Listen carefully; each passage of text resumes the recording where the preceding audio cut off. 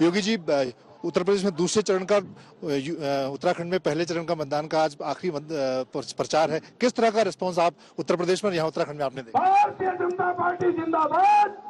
देखिए, उत्तर प्रदेश में प्रथम चरण का मतदान उत्तर प्रदेश कनकोड़ा हो चुका है और मैं इस बात को मानता हूं कि पहले चरण में आप लोगों ने इस बात को देखा होगा कि भारतीय जनता पार्टी 2017 की पुनरावृत्ति वहां पर कर रही है। 300 से अधिक सीट भारतीय जनता पार्टी उत्तर प्रदेश में जीतेगी और पहले चरण में आपने देखा होगा कि दल की सीमा, जाति की सीमाओं को तोड़ करके जनता ने भारतीय जनता पार्टी को दिया है। खासतौर पर माताओं ने, बहनों ने, युवाओं ने, इस सभी तबकों ने भारतीय जनता पार्टी को समर्थन दिया है। उत्तर प्रदेश में भारतीय जनता पार्टी प्रचंड बहुमत की सरकार बनाएगी। 14 को दूसरे फेज में 55 सीटों पर फिर चुनाव वहां पर है और हम लोग वहां पर बनाएंगे। सेकंड फेज में भी हमारा अच्छा आएगा। उत्तराखंड में आज मैं पहली सभा में यहां पर आया हूं और डबल इंजन की सरकार, और उत्तराखंड के लिए तो ट्रिपल इंजन हो जाएगा, क्योंकि उत्तर प्रदेश, उत्तराखंड और दिल्ली तीनों मिलकर के काम करेंगे प्रधानमंत्री मोदी जी के नेतृत्व में। तो इसका कई गुना लाभ उत्तराखंड को प्राप्त होगा। आज जो उत्साह यहां पर है, उस उत्साह के लिए मैं विश्वास के साथ कह सकता हूं कि उत्तराखंड में भी भारतीय जनता पार्टी की प्रचंड बहुमत की सरकार बनेगी और राष्ट्रीय सुरक्षा के लिए भी, यहां के विकास के लिए भी उत्तराखंड में भारतीय जनता पार्टी की सरकार अवश्य बनेगी, ये मेरा विश्वास है। योगी जी, जो पहले चरण का मतदान रहा है उत्तर प्रदेश में, जिस तरह का वोट परसेंटेज दिख रहा है 60% के, आपको लगता है कि वो वोट बीजेपी के लिए पड़ा है? देखिए, वोट परसेंटेज वही है जो 2017 का है और उसी वोट परसेंटेज के साथ हम लोग जो है वहां पर आज भी काम कर रहे हैं।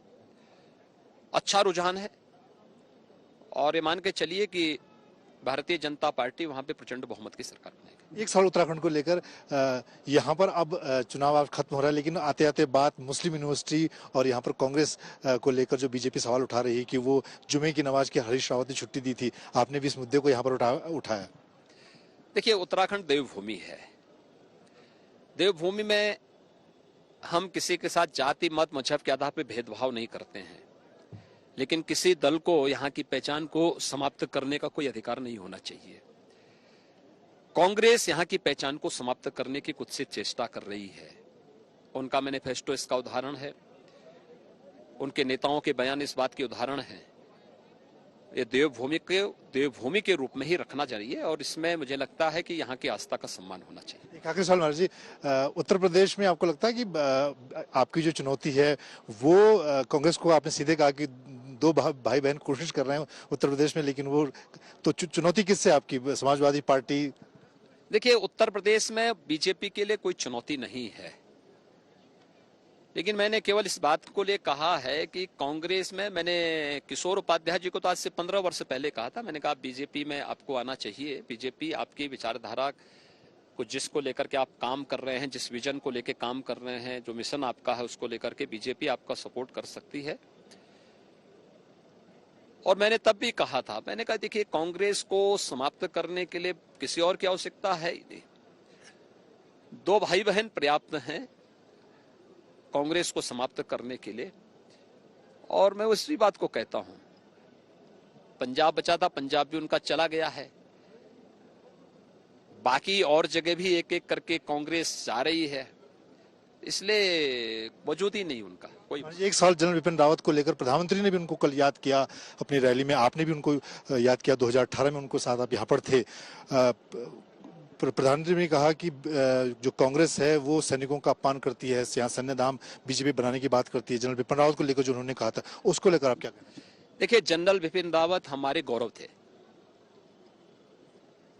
और इसीलिए उत्तर प्रदेश सरकार ने मैनपुरी के अपने सैनिक स्कूल का नाम जनरल विपिन रावत के नाम पर किया है। और जनरल विपिन रावत उत्तराखंड के विकास के साथ साथ देश की सुरक्षा के लिए उन्होंने जो कार्य किए थे वह अत्यंत ही प्रेरणादायी थे, महत्वपूर्ण थे और हमें उन पर गौरव की अनुभूति।